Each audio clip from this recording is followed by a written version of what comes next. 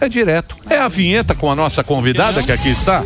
Programa de hoje, uma grande analista política que não passa pano pra ninguém. O Brasil é o único lugar onde o fundo do poço é uma estação intermediária, porque esse caso do INSS foram mais de 6 bilhões de reais na mão grande, sendo surrupiados, na cara dura. Você não fala nada. Não falou nada. Triatleta é braba e tem opinião. Vocês acham que esse governo vai conseguir anunciar o déficit zero? Não sei. Palmas para Deise Ciocari. Ó, nossa querida Deise Ciocari nesse programa, senhoras e senhores. Tudo bem, dona Deise? Como é que vai? Dona Deise está aqui na programação da Jovem Pan para você. Ela é... Como é que chama? É colunista? Comentarista política, né? Comentarista político, comentarista de qualquer assunto. Professora. Aqui nós somos polímatas. Você sabe o que é um polímata? É uma pessoa que sabe de tudo. Ah, ok. Então, qualquer que seja o assunto, desde futebol até magnésio, entretenimento, fale com a gente sabe tudo, somos polímatas. Não é lindo? Se quiser. Hein, minha querida doutora? Tudo bom com você? Tudo bem. Tudo tranquilo? Ótimo. Tudo certo? Ótimo. Qual é? O que vocês querem puxar? Que pauta nós vamos... Tem a pauta do estudo dela, né? O Dani comentou que você fez um estudo sobre os discursos do Bolsonaro. Isso, você contasse o que deu, o que não deu. Onde está isso? Eu fiz na verdade, ele é o resultado do meu pós-doutorado, né? Então, eu fiz um livro na época do pós e só eu vendo o livro, ele não está em editora. Não, só está com você. Ele está numa... era uma comprovação acadêmica, né? O pós-doutorado, tu não publica. Então, eu fiz o livro, mas é uma análise dos discursos do ex-presidente Jair Bolsonaro de 1991 a 2022. E aí, eu fiz isso antes dele ser candidato à presidência da República, né? Porque eu estudava muito discursos e personagens mais midiáticos, e ele já estava, antes dele ser candidato à presidência da República, ele já aparecia como um grande personagem midiático, mesmo não sendo um pré-candidato à presidência. Mas até 22 pegou... aí 22 eu peguei porque foi, então. Foi a atualização. Você sabe quem tem um livro bom de discurso? Professor Vila.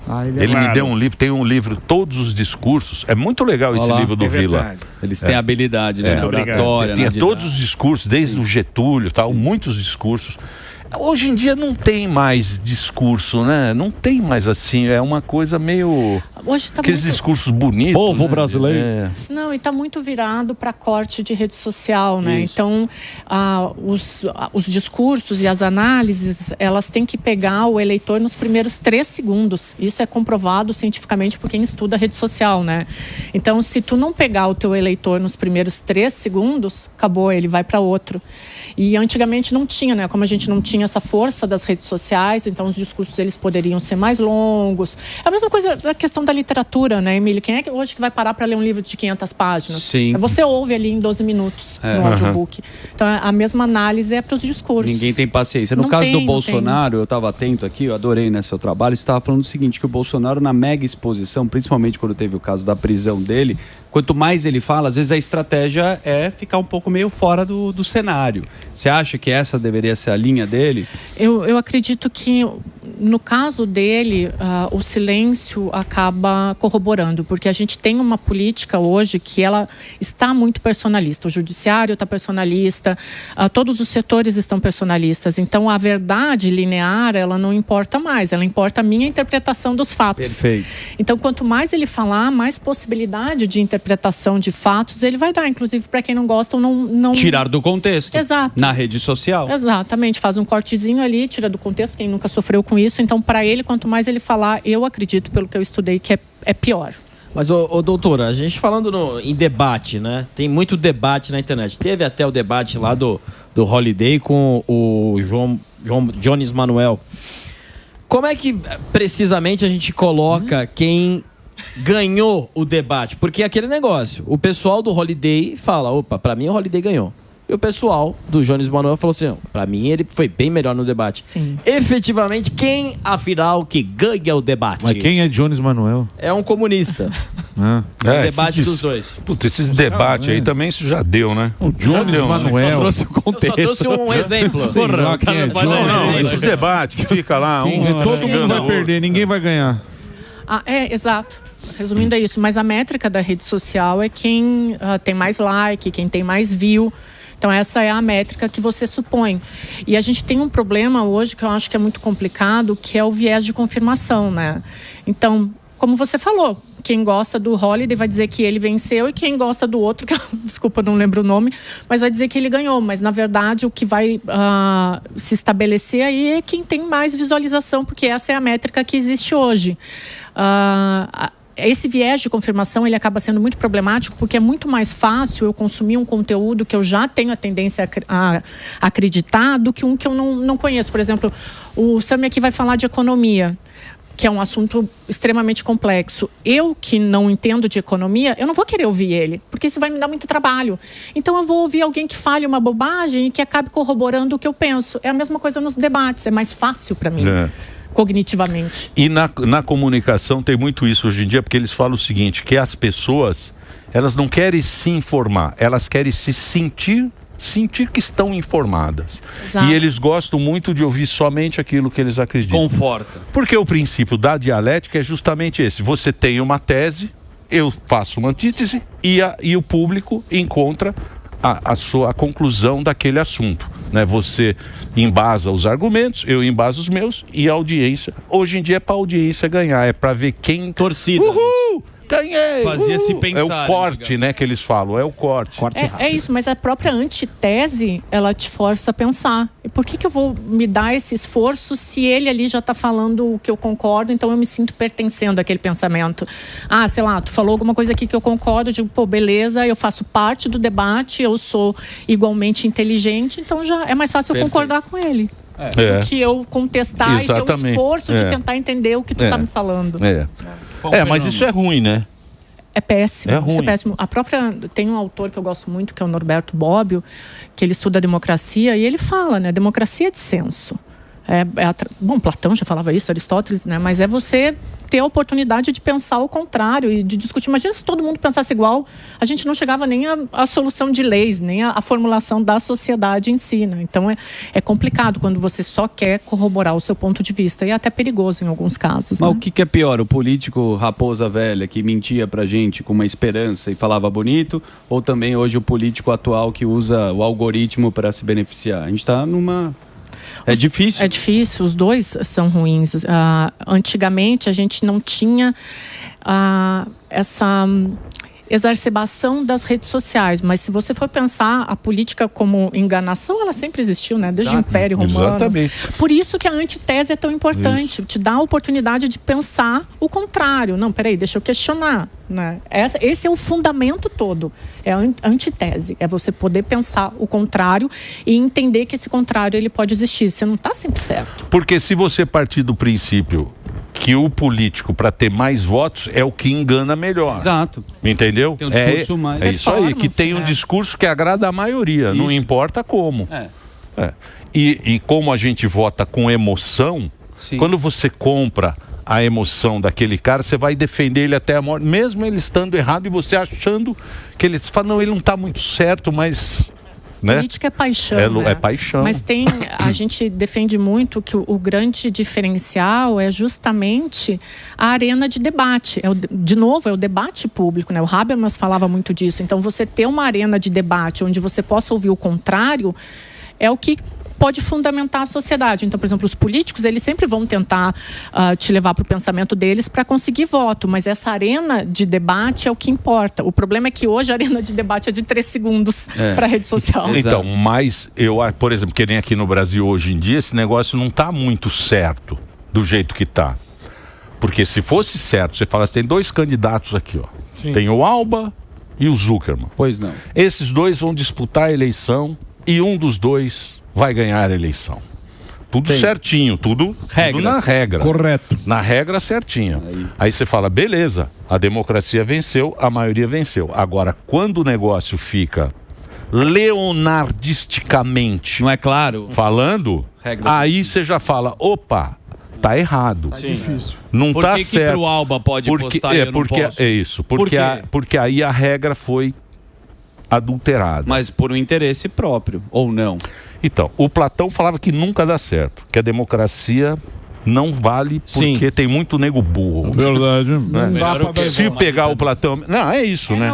É isso que ele falava. Ele falou, mas é muito burro, não dá certo. A democracia de todos, ela tem os seus problemas, mas ela ainda é o melhor sistema, né? Platão falava disso. Assim, a gente ainda não encontrou uma outra forma de representar a sociedade que não seja essa, né? Mas ele tinha esse questionamento. E tem até o Hope, né? Que tem o livro famoso que é chamado A Democracia, o Deus que Falhou. Né, que em algum momento a democracia vai estar em um lugar que vai descambar para a ditadura. Exatamente. Por isso que o dissenso é tão importante, para que a gente possa conversar, entender os diferenciais e de repente tentar chegar num outro modelo. Falando em democracia, fizeram uma compilação de todos os discursos do Maduro, né? Desde 2000 e tralala. E sempre ele fala que é a favor da democracia. Por que os ditadores não assumem e por que eles usam a ferramenta democracia, já que ela não é utilizada? Porque a ferramenta democracia é o que se supõe hoje que seja a melhor forma de política. Então, como que eu vou contra isso? Ela é um consenso. Né? Goste-se ou não, poucas pessoas falam... E ganhou a Segunda Guerra também, né? Exatamente. Ganhou então, as guerras. Como que ele vai contra esse consenso, né? E aí, obviamente, ele usa essa lógica personalista dele. Como não existe uma alternativa na forma de governo dele autoritária, então a voz dele é a que prevalece. A gente, com todos os problemas que a gente tem aqui, a gente ainda pode bater boca e discordar um do outro, por enquanto. Mas, no caso dele, não, né? Então, a voz dele é a que prevalece. Mas só alguns que podem bater boca. Só alguns. Os amigos. Tu tá falando aqui? Não. Aqui. Aqui é só alguns. Eu disse, por enquanto. É só alguns. É claro.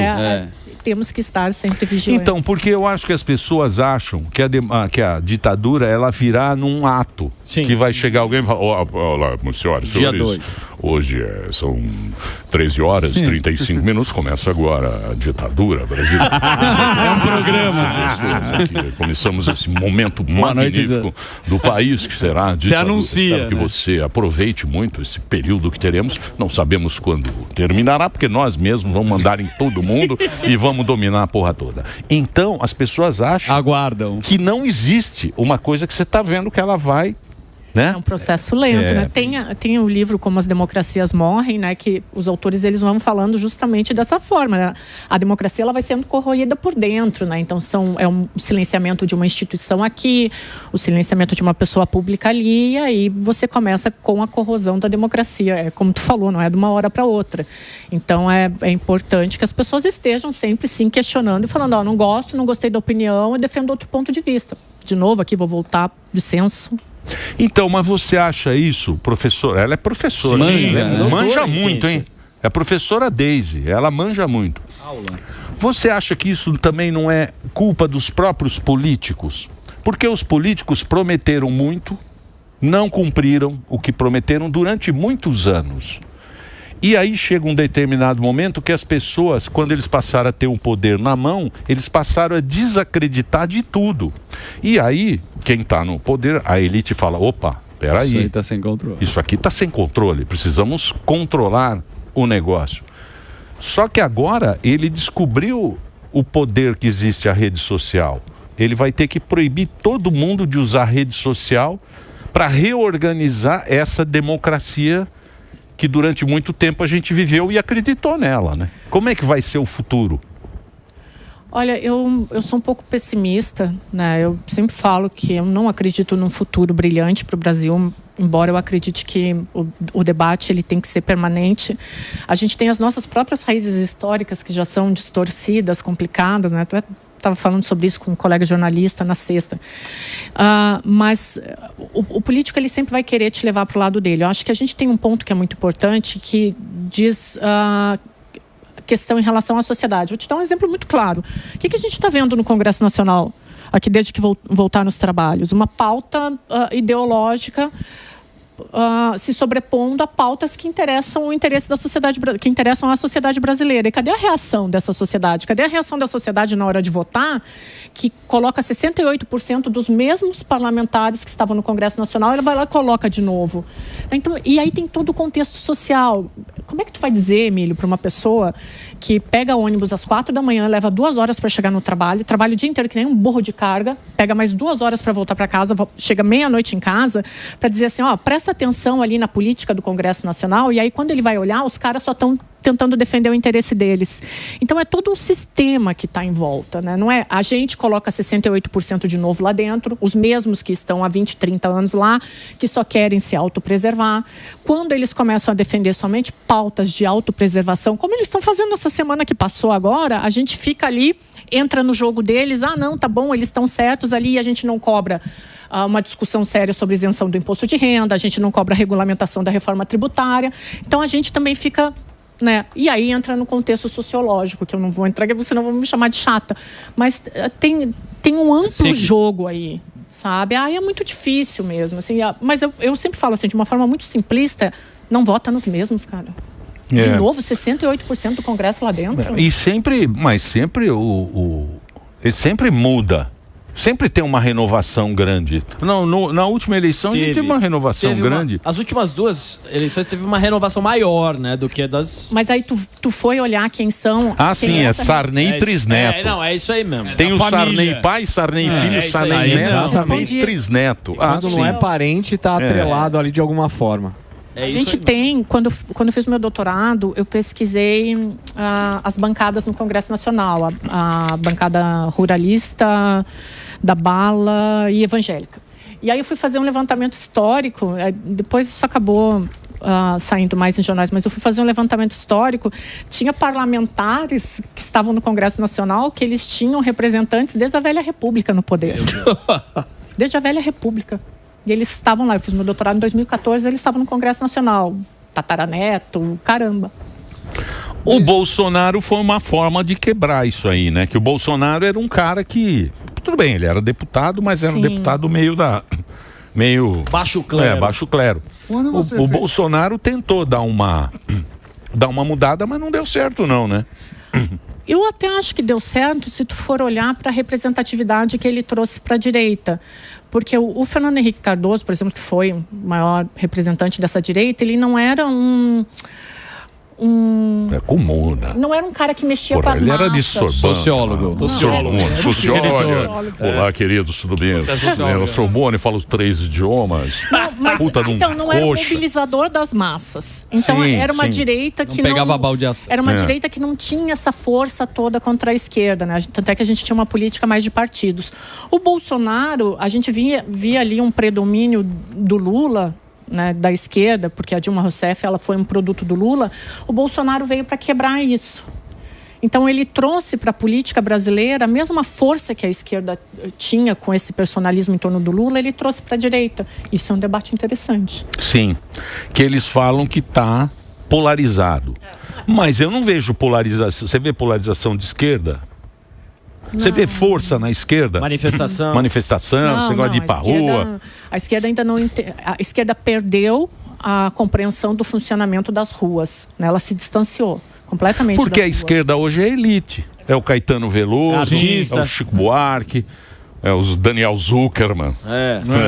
A turma. Eu não concordo com bate o pênalti com 2 pés. Você acha que a esquerda não... Pô, olha quem tava com o Bolsonaro lá, o ator aí. Isso é bolha. Isso é bolha de rede social. Não Pega então votação. Se não tem polarização no nosso país, a gente tem em outro lugar, meu amigo. Não tem polarização. Como a gente vê as votações. Tem na imprensa.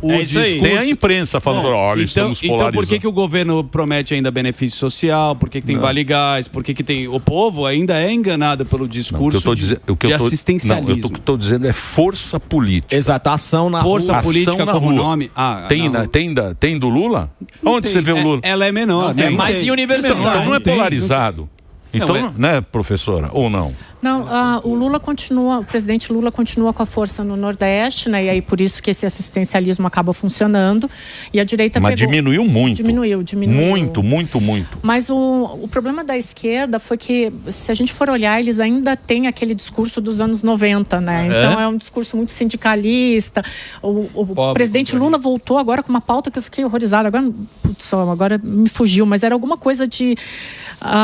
um dualismo político que eu não lembro o que ele usou, se ele usou a União Soviética, mas foi alguma coisa assim, sabe? Ele voltou para um discurso tão anos 80. Socialismo, porque ele precisa ajudar mais as pessoas. Ele quer ser mais socialista. E não entendeu que a sociedade mudou, que aquela sociedade lá dos anos 90 que acreditava que só ia prosperar quando o Estado interferisse na economia e o PIB crescesse, é a mesma sociedade que agora ela quer ascender da classe D direto para B. Ela não quer esperar o Estado dizer para ela, olha, se você trabalhar das 8 da manhã às 5 da tarde, a economia funcionar, o PIB crescer, você vai crescer. Não, é uma sociedade que agora vê nas redes sociais uma possibilidade de crescimento, que tem o que a gente chama de sharing economy, né? Que, por exemplo, começa a trabalhar através de aplicativos e não quer mais esperar que o Estado haja para que ela cresça. Só que a esquerda ainda acredita que é isso, que é a interferência do Estado. Eu vou fazer com que o Estado seja tão importante na vida dessa pessoa que ela não vai conseguir viver sem mim. Só que essas mesmas pessoas, elas já entendem que não é assim, que eu tenho uma plataforma, eu tenho uma rede social, eu tenho outras formas de ascender. E essa esquerda não me dá oportunidade para isso. Por isso que o governo usa a ferramenta da cultura, onde pega o artista que a turma supostamente pode gostar ou não, para falar que ele está do lado dele, incentivando. Usa muito, né, isso. Tive agora lá do Wagner Moura dançando frevo, né? Então, mas é elite. É elite. A esquerda é a elite do Brasil. Exato. A esquerda, Pensadores são. Não, é elite, pô. É elite. É universitário. É universitário, o artista. Professor. E só artista de MPB. MPB, olá, tudo bem? Olha, somos maravilhosos. Muito legalzão. Muito legalzão. Redações, jornalismo. E o pessoal que faz embaixo da mesa ali do... Isso, da do Sami. Ali no 24 tem um... Não, mas ali eles são mesmo, tudo canhoteiro.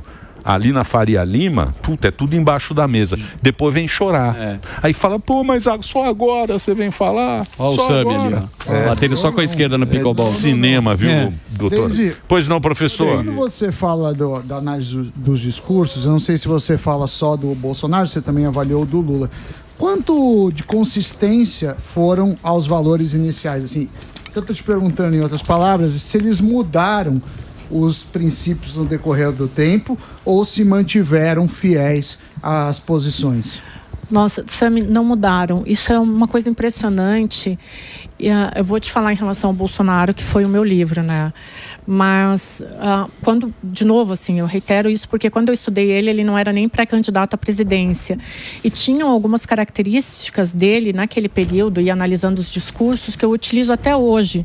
Que é como, por exemplo, assim, essa dificuldade que a gente está vendo agora do ex-presidente em nomear um sucessor, né? Ele continua sendo esse personagem político forte, mas a gente percebe que ele tem essa dificuldade de fazer um sucessor. Até porque o carisma político você não transmite, né? Então o Bolsonaro não tem como transmitir isso. Mas essa foi uma característica que eu percebi nos discursos dele. Essa proteção em relação à família dele e aos personagens mais próximos também eu percebi nessa análise de discurso, como isso era muito latente. Assim, de 1991 a 22 isso apareceu muito, né? Então, e ele não mudou isso. É uma questão muito curiosa. Eu falei isso da outra vez que eu vim aqui, a gente foi num evento do PL Mulher, e o Valdemar Costa Neto falou lá, quem vai escolher o sucessor do PL é o ex-presidente Jair Bolsonaro, e todas as tendências que ele tem dado até agora é de que vai ser alguém muito próximo dele. Isso é uma característica que a gente pegou assim nos primeiros discursos. Porque sem a bênção de um, por isso que sem a bênção de um dos dois não tem outro, porque esse papo de que vem a como é que é? Terceira via. Essa conversa mole, precisa da bênção. Então, mas o Bolsonaro, porra, o que ele foi traído com esses caras que... Porque o Bolsonaro é o rei, né? A turma cola no Bolsonaro na época da eleição. E depois, não, mas Bolsonaro muito. Já chega de Bolsonaro. Chega de Bolsonaro. Agora estou aí para resolver o problema. Bolsonaro maravilhoso, uma pessoa fantástica. Mas deixa Bolsonaro lá. Eu não quero mais Bolsonaro. Acho que vocês também não querem mais Bolsonaro. Eu adoro ele, mas tem muita gente que tá nessa. Sim. E aí o que acontece? Aparece o oportunista. E o oportunista é um malaco que ele vem, ele engana, ele é aquilo que a gente estava falando, né?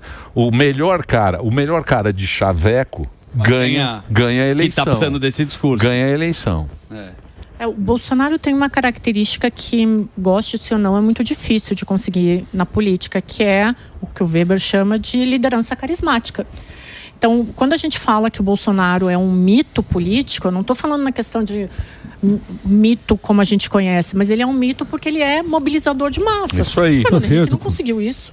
Isso aí. E ele é o único, né? ele é o único mito, é orgânico, o negócio dele é orgânico. E é a única pessoa que contrapõe o Lula, que consegue contrapor o Lula com força. Então até me estranha quando esses outros políticos acham que vão tirar esse capital político dele. O cara está em prisão domiciliar e ele ainda é o grande personagem.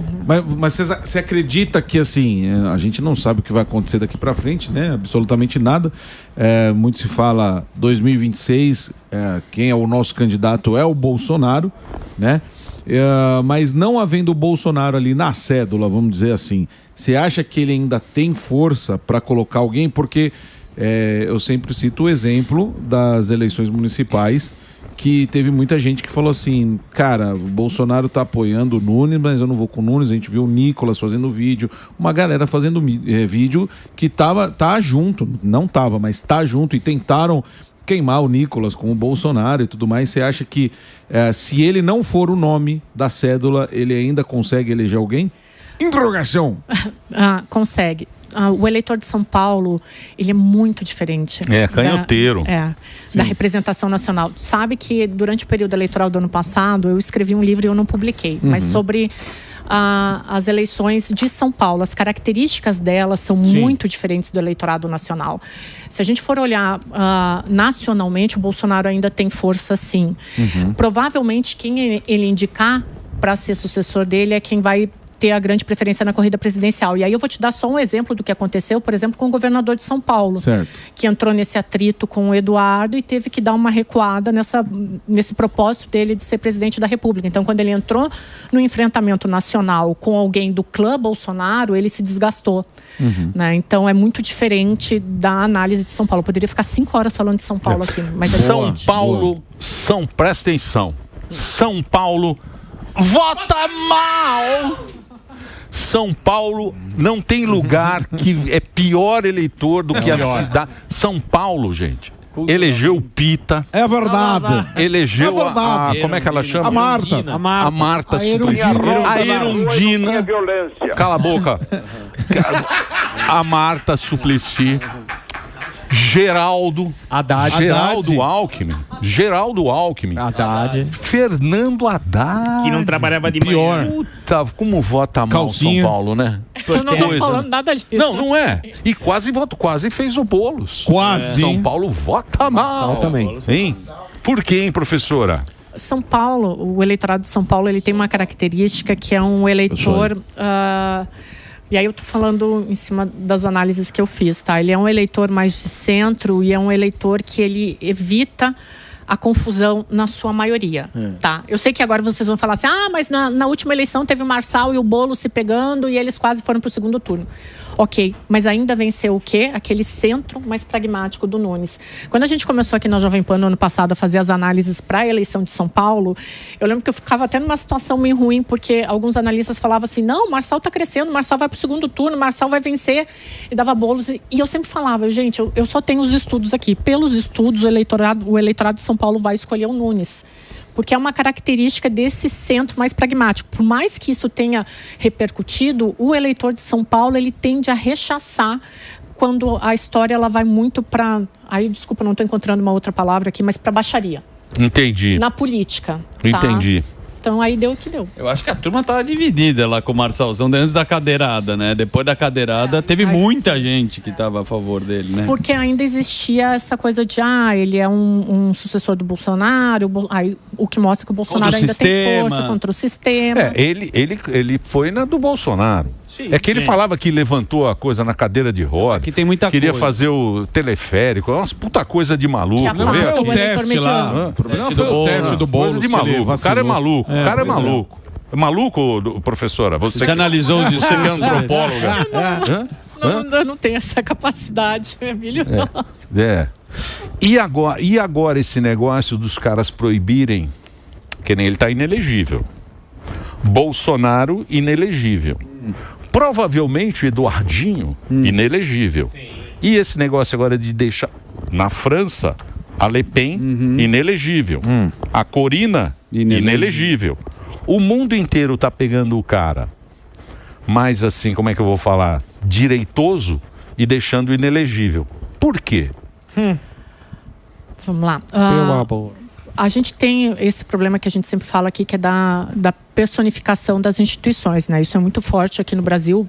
Montesquieu falava, né? O nosso sistema de freios e contrapesos, um poder tem que vigiar o outro poder, mas aqui tem um acelerador, né? Então, tem uma questão que é muito importante, que no mundo inteiro, essa questão da direita, ela está ganhando um pouco mais de força, por exemplo, na Europa em relação à imigração, aqui no Brasil a gente tem uma pauta que surgiu agora, que é uma pauta conservadora, mas quem é que tem a maioria nesses poderes por enquanto? Eu vou falar mais do Brasil aqui, mas, por exemplo, a gente tem uma maioria no STF, que ela é uma maioria de esquerda. Então é óbvio que isso vai acabar sendo contra os princípios da direita por tudo que a gente já falou aqui, porque existe uma personificação do sistema institucional. A gente tem um juiz hoje que julga, que critica, que dá sentença. Então por que não silenciar aqueles que estão contra mim? Isso é um problema das instituições. É um problema de personificação da instituição que é seríssimo. Quando uma instituição ela passa a valer mais em nome de uma pessoa do que no nome dela, por exemplo, não é mais o STF, é o ministro fulano de tal, a gente tem um problema na democracia, né, na segurança das instituições. Então, por exemplo, o ex-presidente Jair Bolsonaro colocou como um inimigo político o ministro. O que o ministro faz? Vai lá e tenta, de uma forma personalista, silenciar. É um problema de toda a política nacional e internacional também. Né? E o futuro disso aí não é muito bom, né? Não é muito bom. Porque vem no nosso, né, professora? Sim. Que aula, hein? Que aula, hein, professora? Se eu tivesse sido seu aluno, eu seria um gênio. Mas eu sou um burraldo, porque o meu professor era o Manga Rosa. Sabe quem era o Manga Rosa? O Manga Rosa, ele... Meu Deus. Porque ele era vermelho e ele falava assim... Com as mãos. Com as mãos. E aí chamavam ele de Manga Rosa, professor. Ele era muito rosa, o Manga Rosa. Eu tenho uma pergunta. A gente só fazia isso na aula. É outra época. Eu queria fazer uma pergunta que a gente acabou não falando, que são os discursos do Lula versus os discursos do Donald Trump. A gente tem a taxação. O que você acha que pode acontecer? Justamente porque a gente sabe que a gente está dobrando uma aposta, né? Eu não acredito que o Brasil vai sair bem disso. A gente já tem... Eu vi vocês comentando antes de eu entrar aqui no programa, eu vi vocês comentando sobre os impactos que isso já estava acontecendo, já estava provocando no Brasil. A gente já teve uma queda muito grande no Pará, né? Os produtores do Pará dependendo do açaí, então já teve uma queda muito grande nos pedidos de açaí. A gente tem um presidente da República que... Isso me chama muita atenção, assim, porque durante a campanha eleitoral, eu lembro que o Lula falava muito que ia recuperar a diplomacia brasileira. E o que eu vejo é exatamente o contrário. É um presidente pensando com o fígado e dobrando a aposta no momento em que o Brasil não tem essa força, porque o Brasil não consegue diversificar parceiros comerciais. Então, é um grande problema para a gente. Vamos combinar aqui, falando português bem correto, desde que o Trump assumiu, o Gani fala isso no Jornal da Manhã todo dia, desde que o Trump assumiu, ele dava sinais de que faria uma taxação, de que teria alguma repercussão em relação ao Brasil. E é sério que a gente não conseguiu se programar em relação a isso? Você está vendo que está indo para o abismo. Você está indo para o abismo, E aí você chega na ponta, não, agora eu vou tomar uma atitude. Então o Brasil não consegue responder à altura. Parece que a nossa diplomacia ela foi sequestrada por essa questão ideológica do presidente Lula. Uma diplomacia que sempre foi elogiada, né? Então, assim, está pensando com o fígado, não está pensando economicamente, vai dar errado. E tem outra, né? O governo não entregou nada. Para ele agora é uma oportunidade de botar a culpa no outro. Você arruma um inimigo e toda a culpa vai ser do Trump, não é? O que entregou? Nada. Não entregou na Maduro. E se a gente for lembrar, antes dessa história toda do Trump aí, dessa taxação, o índice de popularidade do presidente Lula estava indo para baixo, né? Indo pro beleléu.